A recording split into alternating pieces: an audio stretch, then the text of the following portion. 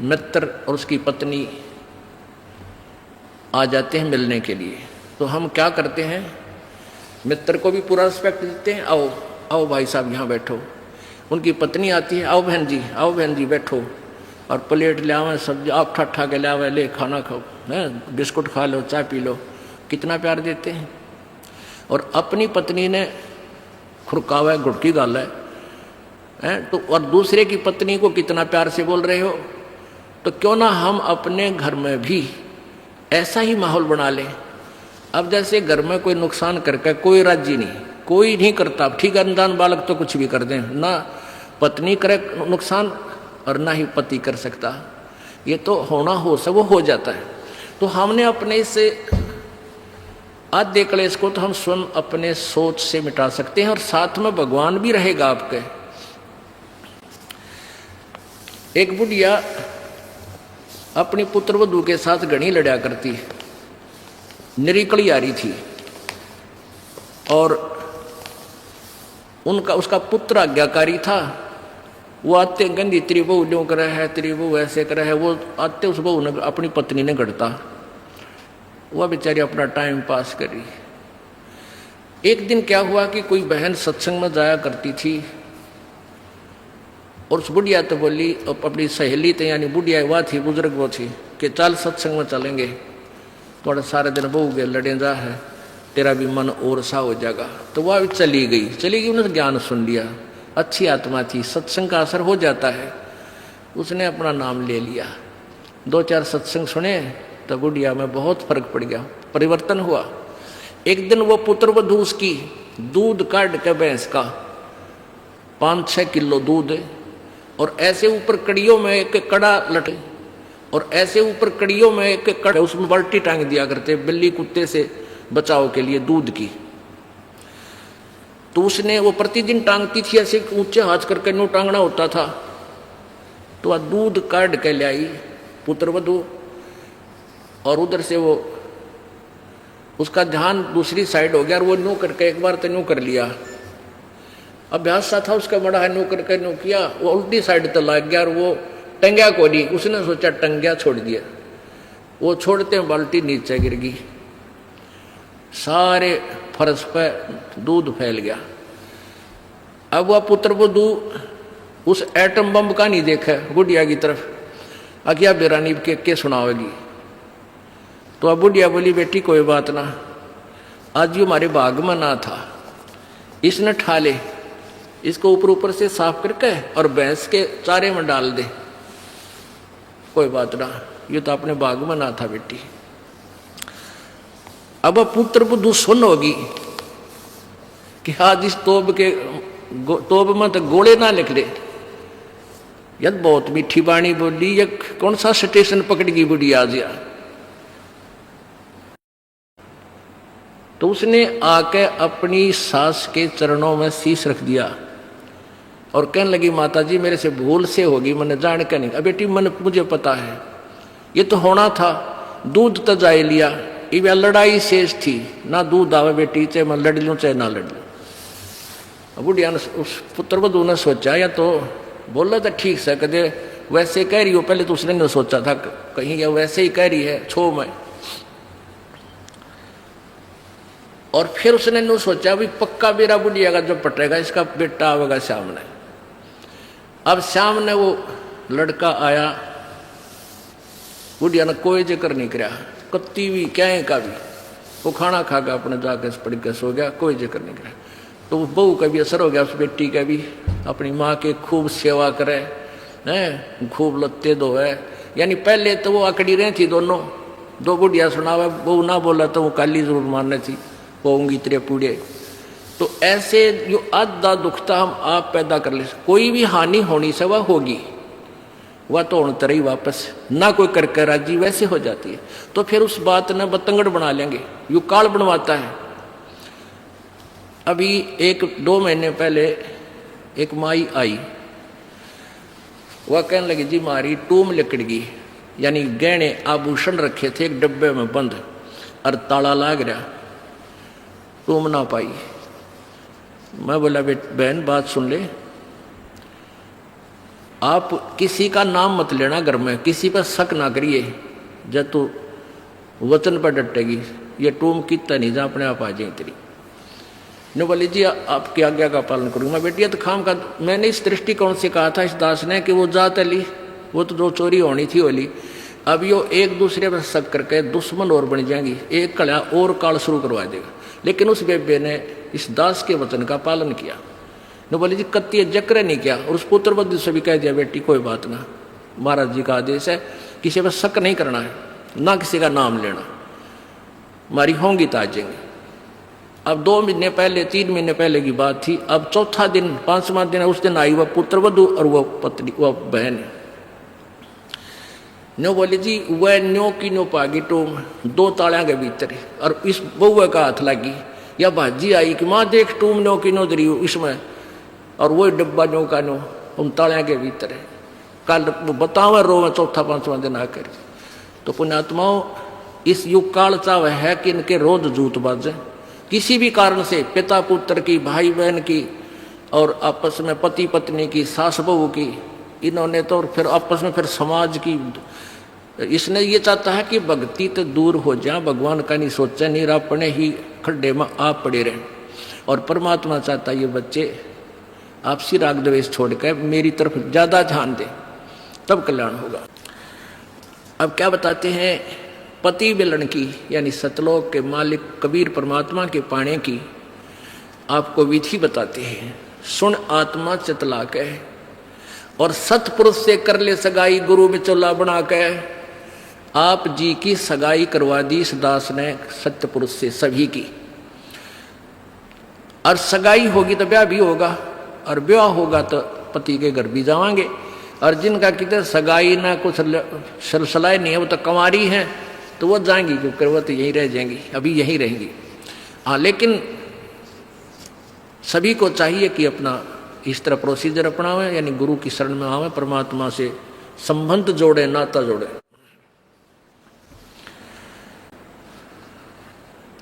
सतपुरुष से कर ले सगाई, गुरु बिचौला बना के। फिर सत्संग बान बैठिए लाडो, और दान की मेहंदी रचा के। जैसे बान बिठाया करते हैं, 5-6 दिन बिठाया करते हैं, 6-7 दिन,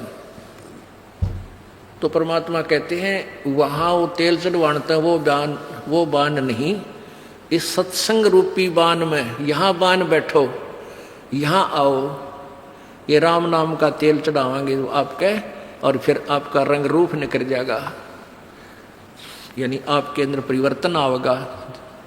तो क्या कहते हैं, सत्संग बान बैठिए लाडो, और दान की मेहंदी रचा के। ये लाल हाथ करने से कोई लाभ नहीं है, इन हाथों की मेहंदी दान है। 2 पैसे अपनी कमाई में 10वां अंश गुरु को दीजिए, और जीवन जन्म सफल कर लीजिए। और 5 गहने पैर सुहागन, शील संतोष विवेक दया आधीनी विनम्रता, और सतनाम की बिंदी लाके, जैसे टिक्की लगाते हैं, कहते हैं तेरा मूल मंत्र ये सतनाम हो, ये सच्चा नाम 2 अक्षर का जिसमें एक ओम और एक तत् है, ये तेरी बिंदी हो, यानी तेरा ये खास सबसे पहले दिखाई दे कि ये सतनाम उपासी है। आत्मा परमात्मा को जब प्यारा लगेगा तो जब स्वीकार करेगा। और फिर क्या कहते हैं, प्रेम की लाली ला कै सुरता क्यों ना पति रिझावे है। ये लाल ओट करने से कोई लाभ नहीं है, ये तो मूर्खा के काम है। पहले कोई भी ऐसी क्रिया अच्छे घरों की बहन बेटियां नहीं करते थे। इस नकली सी श्रीमान ने, इन टेलीविजनों ने ऐसा भट्ठा बैठा दिया कि सबको एक सत्र पर गली में ला खड़ा किया। गांव घर में ब्याह होता है, पहले कंजरी नाचा करती, हिजड़े नाचा करती, ये वैसाएं नाचा करती थी। अब अच्छे घरों की बहू बेटियां सरेआम गली में डांस करती हैं, ऐसा बूंदा लाल थोपड़ा करके। तो क्या ये अच्छे कर्म है? ये नहीं करना चाहिए। एक सभ्यता से रहना चाहिए। हम इंसान हैं। वो तो एक समाज का जो बिगड़ा हुआ रूप होता था, वह इस तरह की बकवादें किया करते थे। तो ज्ञानहीनता, मर्यादाहीनता, निर्लज्जता इतनी बढ़ गई समाज में, इसको भी अब सेट करना है। तो कहते हैं प्रेम की लाली ला के, प्यार तो बोला सब बान भाइयाँ थे, सभी भक्तों से, समाज में वो भी कोई बगैर उपदेशी भी रिश्तेदार है, सबसे मृदु भाषा से प्रयोग करे, मीठा बोला है, प्यारा बोला है, ये तेरी लाली है, ये तेरे होठों की शोभा है। फिर कहते हैं जाप अजपा जप के अपना दहेज बना लिए। ओह, ये भक्ति की कमाई जो श्वास उस श्वास से ये अजप्पा जाप कहलाता है। कहते इसका जाप करके तू अपना ये दहेज बना, यानी धन जोड़ ले जो आगे लेकर जाना है, दहेज जो अपने पति के घर लेके जाना है। पहले एक कुरीति थी कि जो लड़की घना धन लेकर आती थी दहेज का, उसका आदर पूरा परिवार करता था। ऐसे हमारे हम भ्रमित थे, अज्ञानता थी। तो उसी दृष्टिकोण से ये कहा गया है कि जैसे अच्छा ज्यादा दहेज लाने वाली बहु पुत्र वधू अपने ससुराल में आदर सत्कार पाती है, ऐसे ही तू डट के भजन कर, घना दहेज बना ले सत्य अजप्पा जाप का। अजप्पा जाप जप के अपना दहेज बना लिए, अनहद बाजा बाजन लागे फिर खुशी बना लिए। ओह, जैसे लड़की का पता लग गया कि आज ब्याह है, लड़की की का आज विवाह है। अब कई बच्चे बकाया करें, न्यों कहेंगे ए तेरी बारात आ गई, और फिर न्यों कहें कोई ना आई क्यों ना जीवरी है, यानी उसने खिजाया करते हैं। तो फिर वो लड़की सोच लेती है बांधन दे दे, मौके जाएंगे। तो कहते हैं जब वो बाजा बाजन लाग जा तब सोच लिए बात लवा लाग ली कि आगी बरात। तो कहते हैं आप भक्ति जब करोगे तो आपको ऑटोमेटिकली आपके ये ऊपर के यहाँ से ऊपर के हिस्से में बहुत सी आवाजें, कई प्रकार की आवाजें आने लग जाएंगी। इसमें जो हमें आवाज सुनती हैं ये प्राथमिक भक्ति की लक्षण है, अंतिम नहीं है।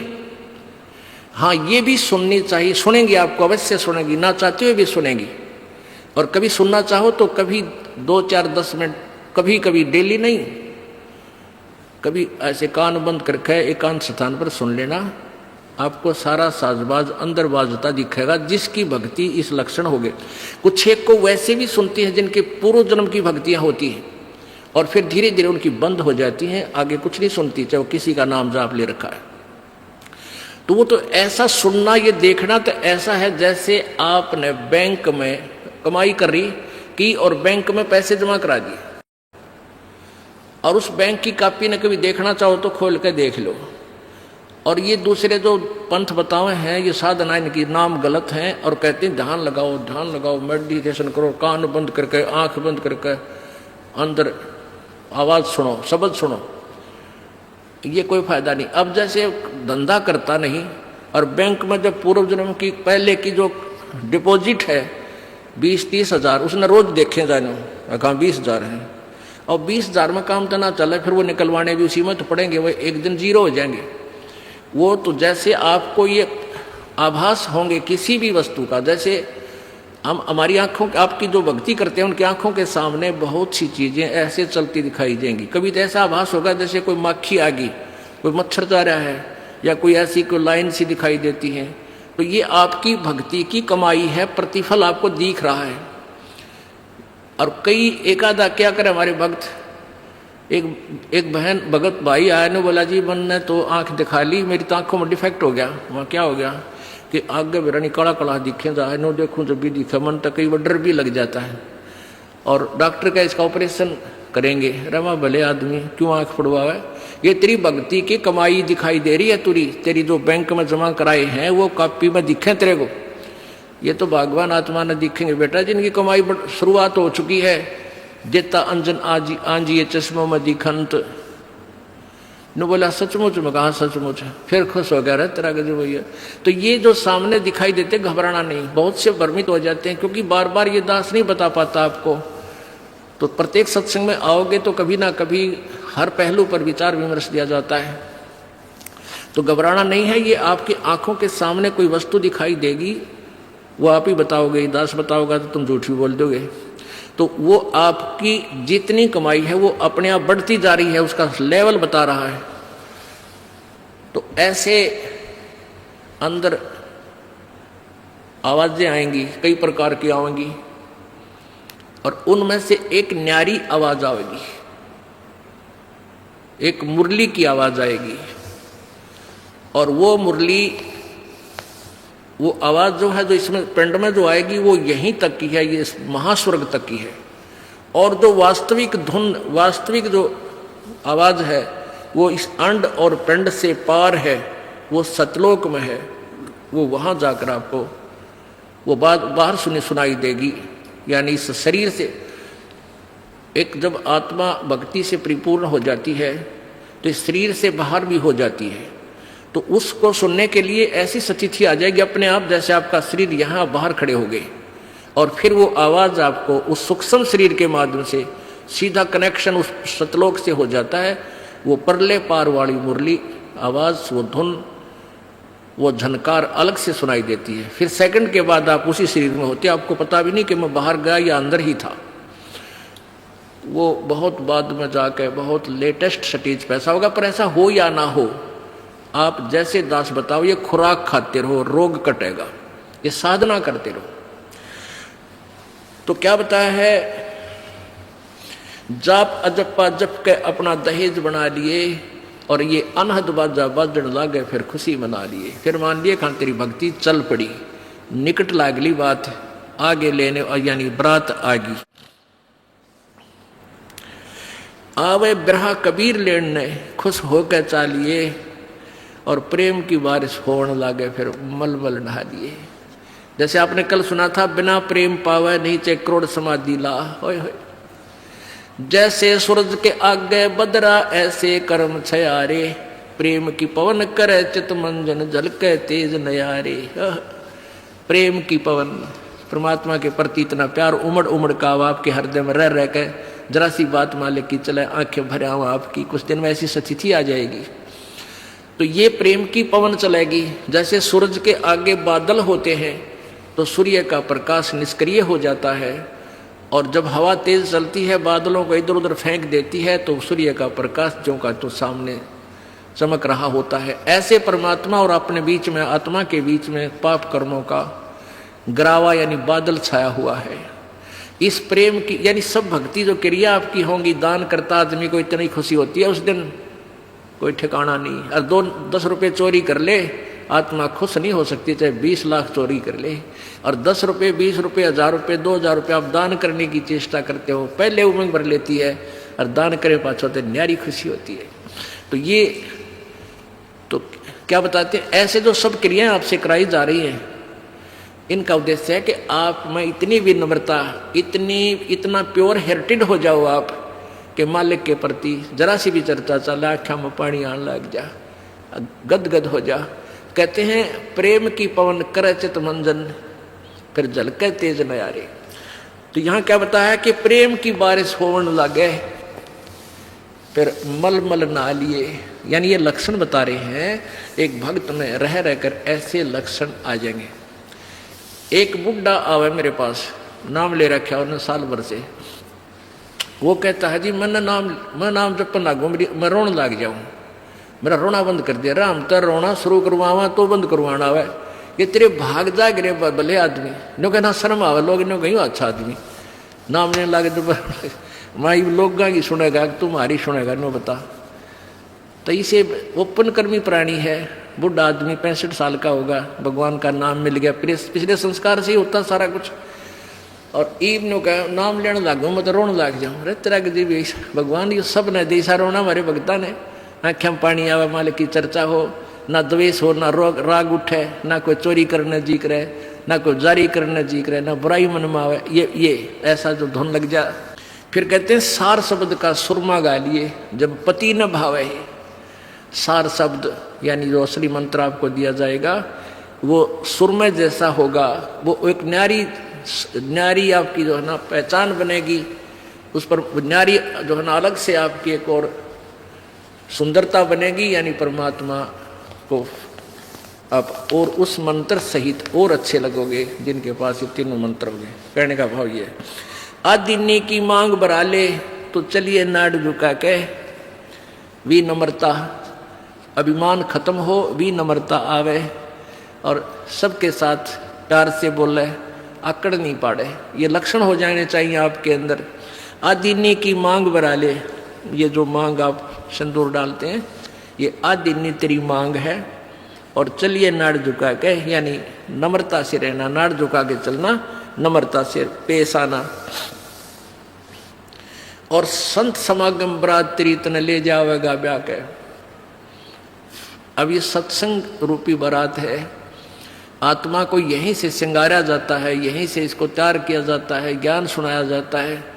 तो ये परमात्मा, सत्संग आने वाली आत्मा ही परमात्मा के पास जाएगी, यानी ये बारात वाले ही, बारात ही समझो उस मालिक की है।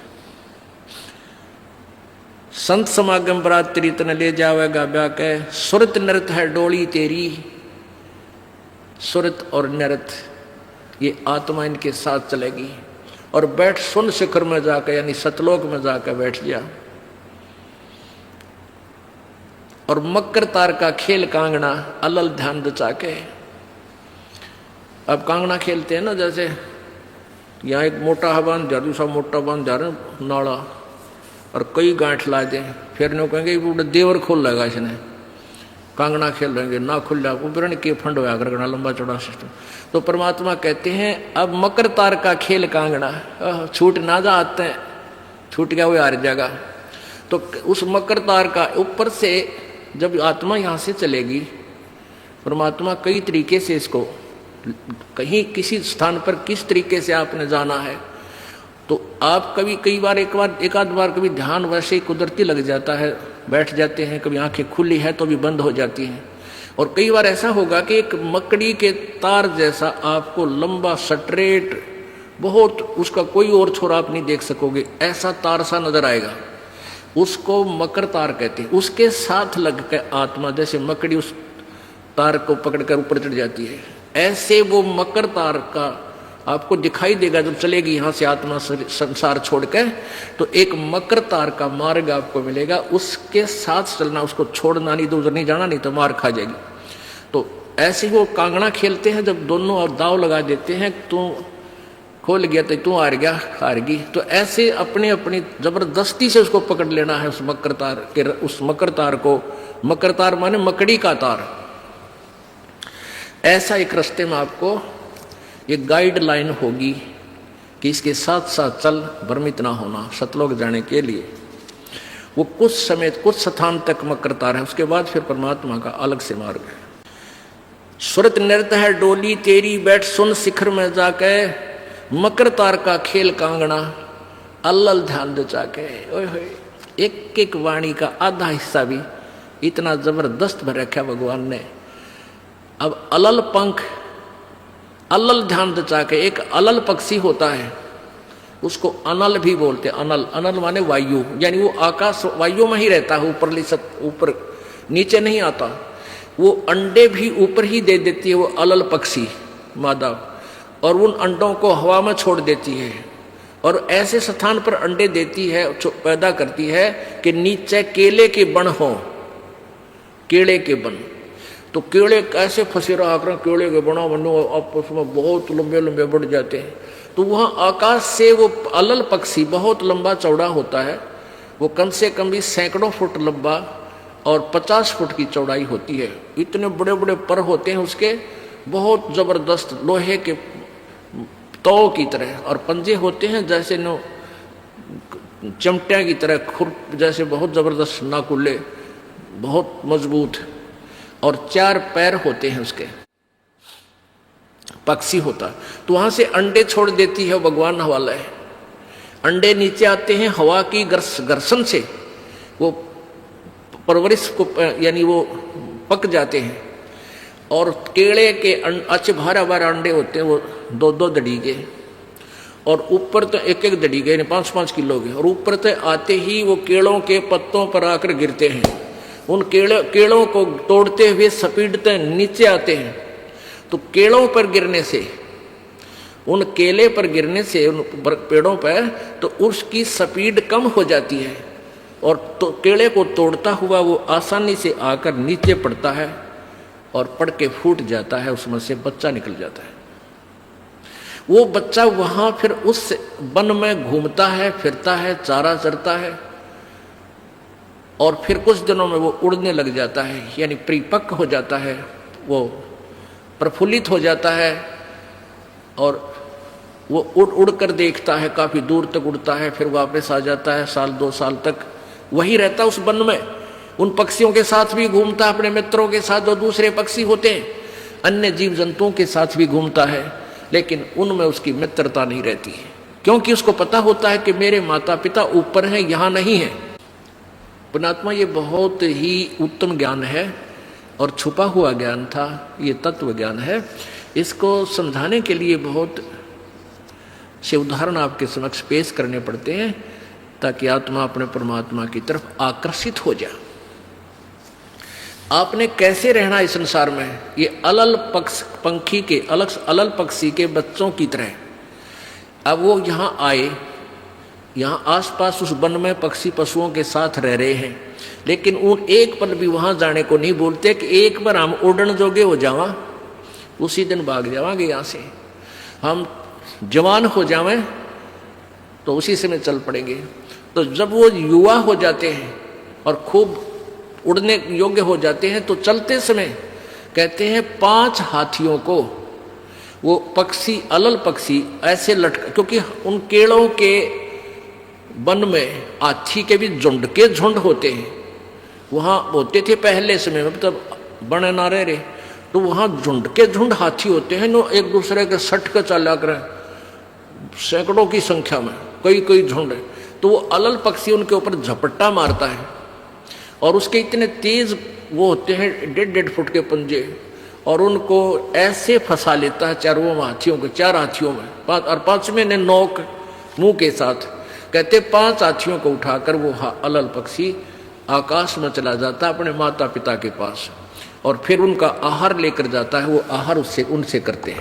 तो अब आप यहाँ आए हो, अलल पक्षी की तरह ध्यान रहे। एक पल भी वो पक्षी का बच्चा अपने माता पिता को नहीं बोलता कि मैं यहाँ का नहीं हूँ, मेरे तो ऊपर है माता पिता, और जब मैं यहाँ से जब जाने जोगा हो जाऊंगा 1 मिनट में चल पड़ूंगा। तो आप उस अलल पक्षी के बच्चे की तरह यहाँ अब तैयार हो, अच्छी खुराक खाओ राम नाम की, और मजबूत हो जाओ, और चलते समय इस राम नाम की कमाई लेकर ऊपर चलेंगे। अब कहते हैं अलल ध्यान जचा के वो पक्षी का बच्चा एक पल भी वो यहाँ रह ही नहीं सकता। उसको ये पता होता है, कॉमन सेंस होती है कुदरती, कि मेरे माता पिता वहाँ है, जिस दिन मैं यहाँ से जाने योग्य हो जाऊंगा 1 पल नहीं रहूँ यहाँ पर। तो ऐसे आपने ये हर दिन उस सतलोक में जाने का अलल पक्षी की तरह यू ध्यान लगा कर वो जचा कर रखनी है, इसको भूल नहीं पड़ने देना। मकर तार का खेल कांगना अलल ध्यान जचा के, और बैठ विश्वास सेज बिछा के, जो शब्द छैल आवे है। पुण्यात्मा कह कबीर सुनो भी साधो, मैं तो हूं विश्वास में।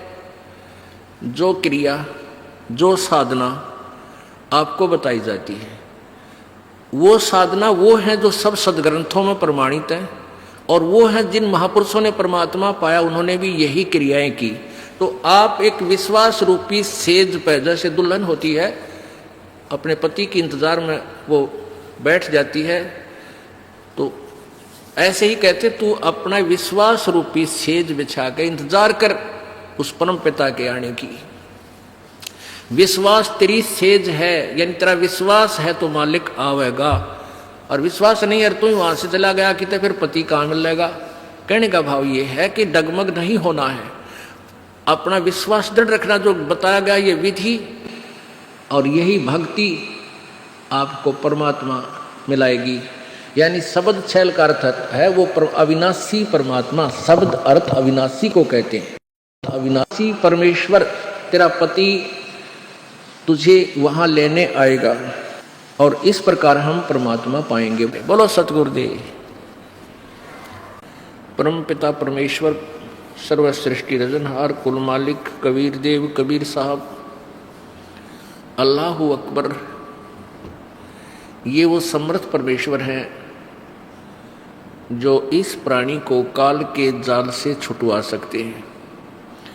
ये वो समर्थ परमेश्वर हैं जिसके विषय में चारों पवित्र वेद गवाही दे रहे हैं, जिसके गुणगान कर रहे हैं। वो परमात्मा सतलोक से, अपने निज धाम से, जहाँ ये प्रभु रहता है, जहाँ से बैठकर ये पूरे विश्व को, पूरे ब्रह्मांडों को, असंख्य ब्रह्मांडों को कंट्रोल करता है, उस सतलोक से चलकर ये परमात्मा पृथ्वी लोक पर, इस काल के लोक में आता है। अन्य लोकों में, अन्य द्वीपों पर भी ये परमात्मा जाते हैं। ये परमेश्वर चारों युगों में आते हैं। सतयुग में इनका एक नाम सुप्रसिद्ध रहता है, वो सत सुकृत होता है। और त्रेता युग में ये ऐसे ही प्रकट होते हैं, स्वयं आते हैं, किसी माँ से जन्म नहीं लेते। त्रेता युग में इसी परमेश्वर का नाम मुनिंद्र ऋषि होता है, मुनिंद्र जी। और द्वापर युग में ये परमात्मा जब आते हैं, सहस्रीर आते हैं, सभी युगों में सहस्रीर चले जाते हैं, उसमें इनका नाम करुणामय होता है, करुणामय। और कलयुग में ये परमात्मा जब आते हैं, इनका नाम कबीर ही सुप्रसिद्ध रहता है। ये वही परमेश्वर हैं जो बनारस में, अर्थात काशी शहर में, भारतवर्ष की पवित्र भूमि पर एक जुलाहे की भूमिका की और फिर सहशरीर आए थे, सहशरीर चले गए थे। ये वो परमात्मा है जो जुलाहा नाम से प्रसिद्ध थे, धाणक कबीर, जुलाहा कबीर। और सुप्रसिद्ध कवियों में से भी एक सुप्रसिद्ध कवि की उपाधि भी इन्हें प्राप्त थी। और यही प्रमाण चारों पवित्र वेद देते हैं कि वो परमात्मा अपने सतलोक से चलकर आता है और यहाँ अपनी श्रेष्ठ आत्माओं को मिलता है, प्यारी आत्माओं को, विशेष श्रेष्ठ आत्माओं को, दृढ़ भक्तों को मिलता है, अपने तत्व ज्ञान से परिचित कराता है और वो उनको अपना एक एविडेंट ना रूप में, एक गवाह के रूप में तैयार करता है। फिर वो संत जो परमेश्वर से परिचित हो जाते हैं, परमात्मा का साक्षात्कार कर लेते हैं, अपनी आंखों से उस स्थान को देख लेते हैं जहां परमेश्वर रहते हैं, तो वो संत ढोल के डंके पे उस कबीर परमेश्वर की महिमा का गुणगान करते हैं। उसके विषय में क्या बताते हैं कबीर परमेश्वर जी? चारों युग में संत पुकारे और कूक कहा हम हेल रे, हीरे माणक मोती बरसे, ये जग चुगता डेल रे। परमेश्वर कबीर जी कहते हैं कि चारों युगों में मेरे संतों ने भी मेरी महिमा का गुणगान किया, आवाज लगाई, पुकार पुकार कर ऊंची आवाज में। और परमात्मा कहते हैं हमने भी कूक यानी ऊंची आवाज में खड़े हो होकर कहीं पर भी जन साधारण को इस ज्ञान से परिचित कराया। लेकिन ये भोली आत्माएं अज्ञान में इतनी ओतप्रोत हो जाती हैं, हमारे इस यथार्थ ज्ञान को समझ नहीं पाते। चारों युग में संत पुकारे और कूक कहा हम हेल रे, हीरे माणक मोती बरसे, ये जग चुगता डेल रे।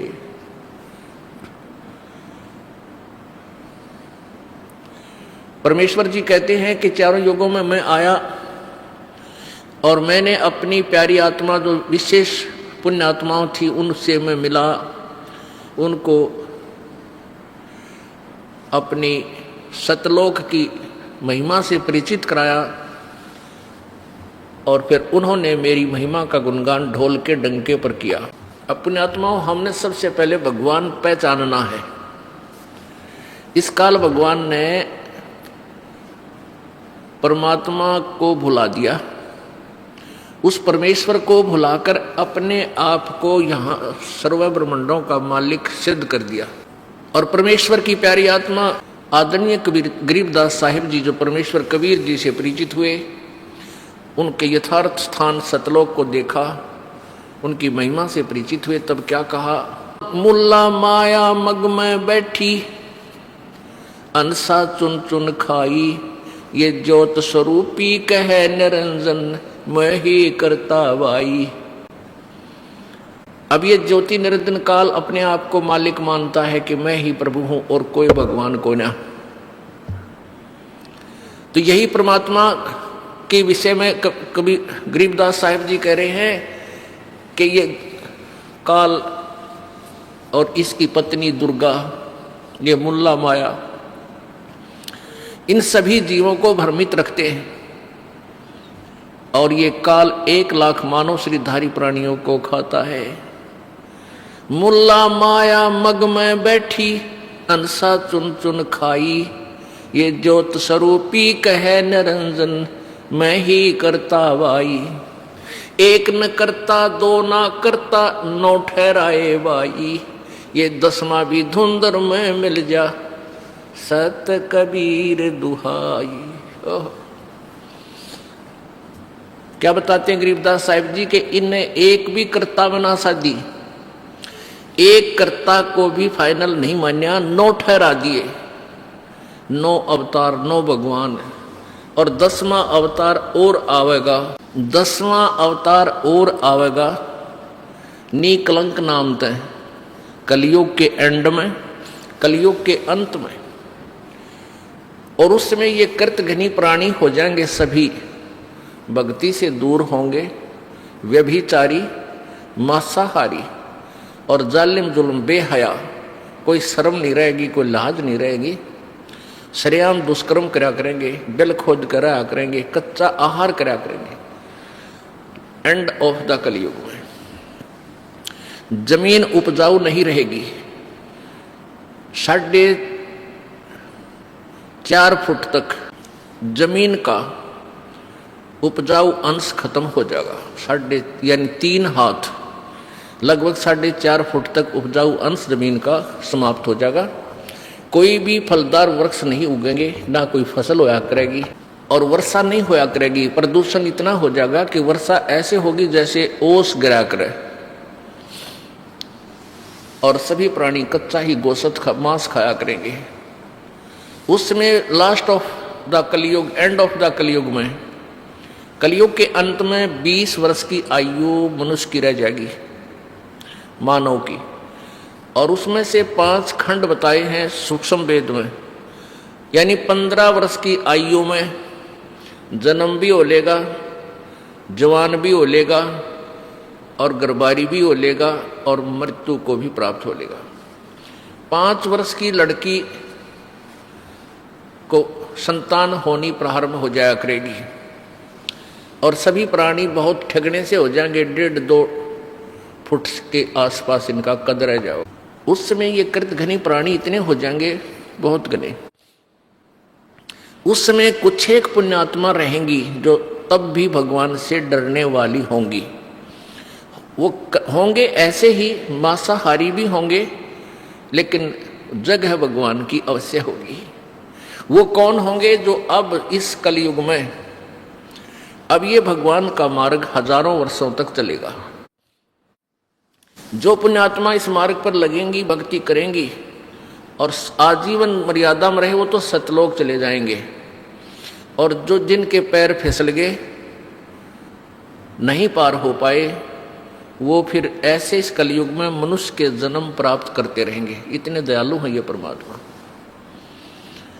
लेकिन मनुष्य जीवन में कौन सा ये प्राणी सुखी होगा? तो उस समय क्या होगा कि निकलंक नाम का एक अवतार आवेगा। वो कौन होगा? राजा हरिश्चंद्र की आत्मा होगी। राजा हरिश्चंद्र जी जो सतयुग में एक महान आत्मा सुप्रसिद्ध हुए, ऐसे दानवीर थे, ऐसे धर्मात्मा थे, ऐसे सत्यवादी थे कि उन्होंने अपने वचन के ऊपर राज त्याग दिया था। अपनी पत्नी को भी बेच दिया, अपने आप को भी बेच दिया, अपने सत्य की रक्षा की, जिस कारण से प्रसन्न होकर के प्रभु ने उसको विष्णु लोक में स्थान दे दिया। अब वो विष्णु लोक में है, अपने पूर्व जन्म के पुण्यों के कारण। और जब वहां से इस पुण्यात्मा को 10वां अवतार बनाकर यू काल भेजेगा।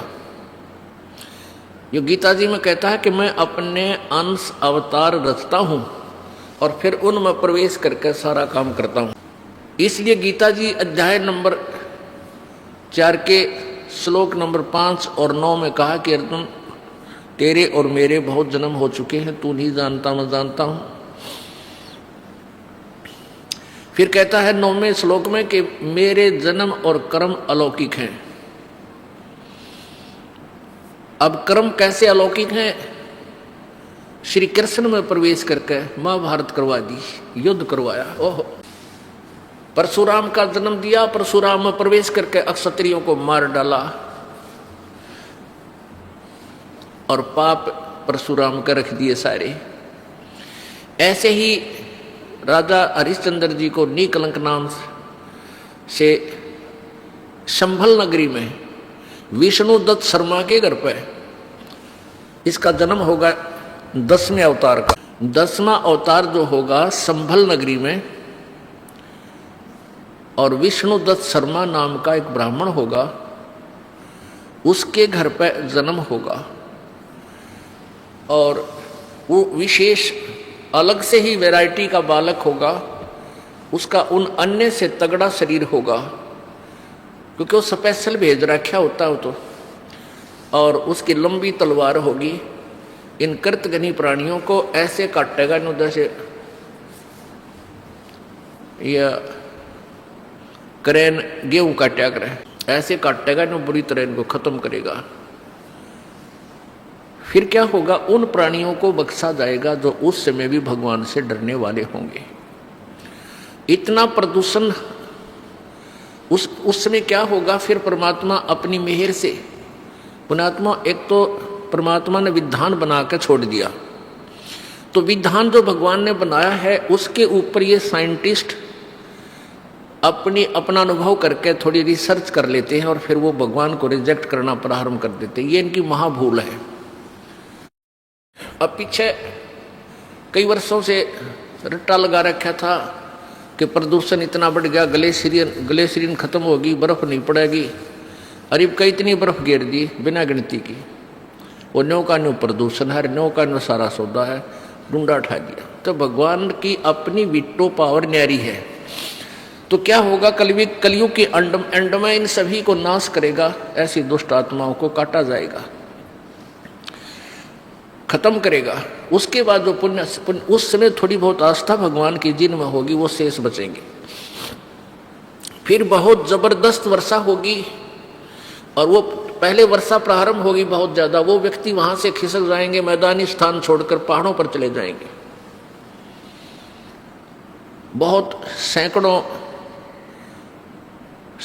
फुट पानी पूरी पृथ्वी पर हो जाएगा, और फिर बहुत समय तक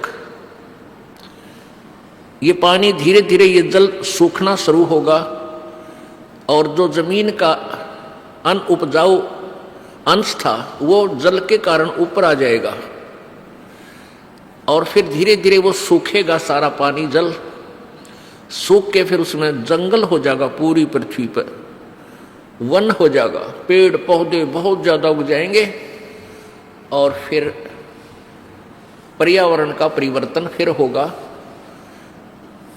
वन जो है ऑक्सीजन छोड़ते हैं पेड़, और कार्बन डाइऑक्साइड वायु से लेकर के पुनः पूरे वायुमंडल को शुद्ध कर देंगे। फिर उन शेष बचे हुए प्राणियों के घर पर जो बालक होंगे वो उल्टे होंगे। उल्टे कैसे? माता पिता तो 2.5 फुट के, और बेटा बेटी हो जाएंगे 4-4, 5-5 फुट के, फिर धीरे धीरे बढ़ता शुरू होगा। तो सतयुग में सैकड़ों फुट हाइट के इंसान हो जाते हैं, सैकड़ों फुट, और लाखों वर्ष की आयु हो जाती, क्योंकि शुद्ध वायु, शुद्ध वातावरण, बीमारी होती नहीं उस समय सतयुग में, बहुत कम। अब हम इस विषय को यहीं क्लोज करते हैं। हमारा प्रसंग चल रहा है कि मुल्ला माया मग में बैठी हंसा चुन चुन खाई, यो ज्योत स्वरूपी कहे निरंजन मैं ही करता बाई। एक न करता दो न करता नौ ठहराए बाई, 10वां भी धुंधर में मिल जा सत्य कबीर दुहाई। अब वो 10वां अवतार पुण्यात्मा राजा हरिश्चंद्र जी निकलंक नाम से प्रकट हुए, जन्म लेंगे माँ से, और फिर वो इतने पाप के भागी हो जाएंगे, अरबों खरबों प्राणियों को मार के जी मनुष्यों को वो उसके बैड अकाउंट में लिख देगा काल, और फिर उसको इन पापों के कारण नरक में ठोका जाएगा। ये काल ऐसे धोखा देता है सबको। ये चतुर्भुजी भगवान कहावे, हर हट डोर बंदे सब आवे। ये कोटिक करता फिरता देखा, हर हट डोर कहूं सुन लेखा। ये करोड़ों करता जो बने फिरे थे, कहते हमने 84 लाख योनियों में भटकते देखे। ब्रह्मा विष्णु महेश ये वो पुण्यात्मा है जो कभी परमेश्वर कबीर जी की शरण में रहे हैं, और ये पार नहीं हो सके, ये काल का हाथ लाग गए, और काल भगवान ने इनको अपने पुत्रों के रूप में जन्म देकर इन यहाँ का इंचार्ज बना दिया है। पुण्य इन्हीं का है, इनसे एक्स्ट्रा फिर तप करवाता है, इनमें बैटरी चार्ज कर लेता है, और फिर इनसे अपना उल्लू सीधा करता है। फिर ये ब्रह्मा मर जाएगा, 7 ब्रह्मा की फिर नया ब्रह्मा जन्म करके उत्पन्न करके ये रख देगा काल। 7 ब्रह्मा की मृत्यु के बाद एक विष्णु जी की मृत्यु होगी, और 7 विष्णु की मृत्यु के उपरांत एक शिव की मृत्यु होगी।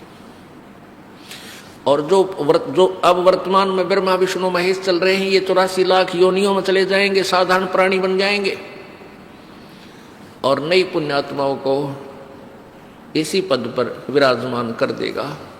इसलिए एक सूक्ष्म वेद में कहा कि कोटिक करता हमने फिरता देखा, हर हट डोर कहूं सुन लेखा। हर हट डोर कहते चतुर्भुजी भगवान कहावे, ये हर हट डोर बंधे सब आवे। ये अरहट का कुआ लोई, यागल बंधा है सब कोई, कीड़ी कुंजर और अवतारा, हर हट डोर बंधे कई बारा।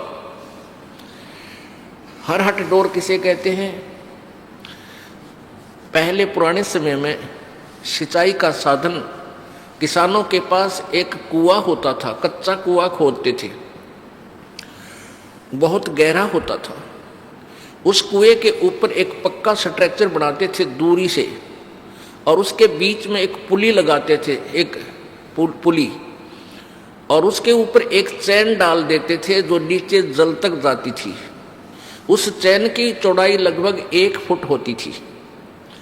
उस चैन के ऊपर, उस बेल्ट के ऊपर बाल्टियां फिक्स कर देते थे, बाल्टियां, और उन वो बाल्टियां नीचे से फिर उस पुली को घुमाया जाता था बैलों के द्वारा, जैसे कोल्हू चलाया जाता है। वो बाल्टी नीचे से पानी भरकर आती थी, ऊपर खाली हो जाती थी, वो जल खेतों में चला जाता था। वो खाली बाल्टी फिर नीचे जाती थी, नीचे से भरकर आती थी, फिर खाली हो जाती थी, फिर जाती थी, फिर खाली हो जाती थी। इसको अरहट का कुआं बोलते हैं। आपको उसका एक चित्र दिखाते हैं, क्योंकि वर्तमान के बच्चों ने अरहट नहीं देखे, हमने देखे। हमारे समय हम बालक थे तब तक कहीं ना कहीं इनकी थोड़ी सी नामो निशान कहीं कहीं इधर जहाँ नहर का व्यवस्था नहीं थी सिंचाई की, वहाँ ये देखने को मिलते थे। अब तो इनका नामो निशान ही मिट गया। ये देखिएगा, ये अरहट का कुआं लोई, ये देखिएगा अरहट, रहट, देसी भाषा में रहट कहा करते हैं, वैसे हरहट भी बोलते हैं। ये अरहट है, यो अरहट का कुआं लोई, या गल बंधा है सब कोई, ये कीड़ी कुंजर और अवतारा, हरहट डोर बंधे कई पारा। ये कुआं है एक, ये कुआं है, ये कुआं है, ये वाला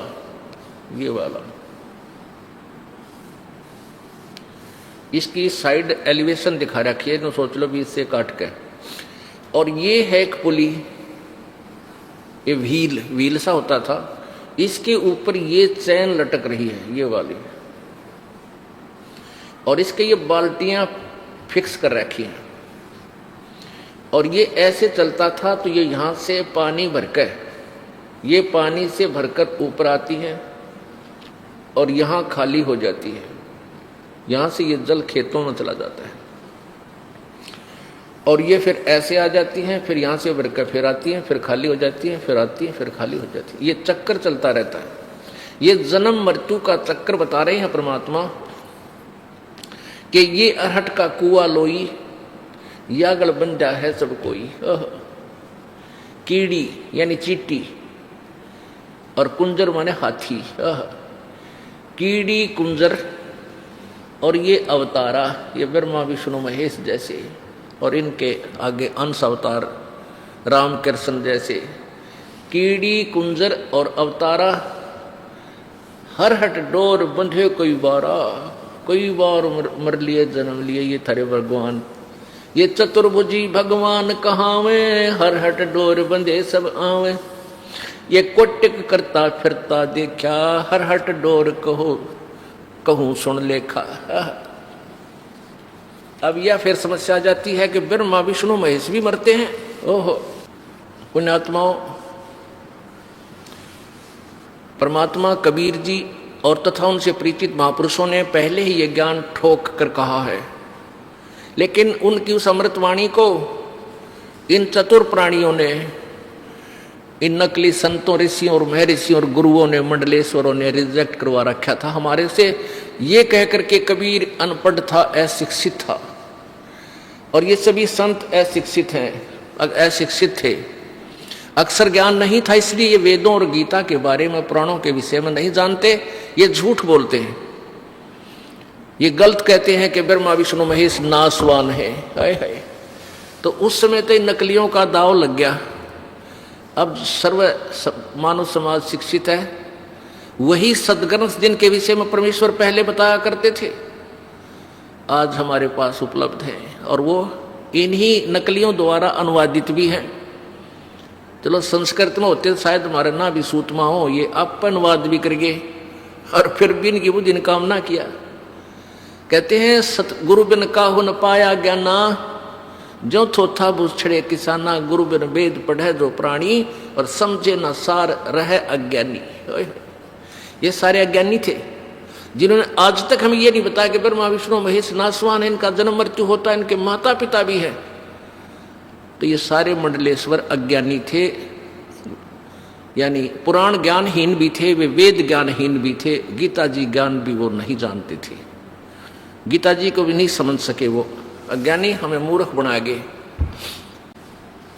पुण्यात्माओं, इस दास को इन सदग्रंथों की, वेदों की, पुराणों की, गीता जी की कोई आवश्यकता नहीं थी।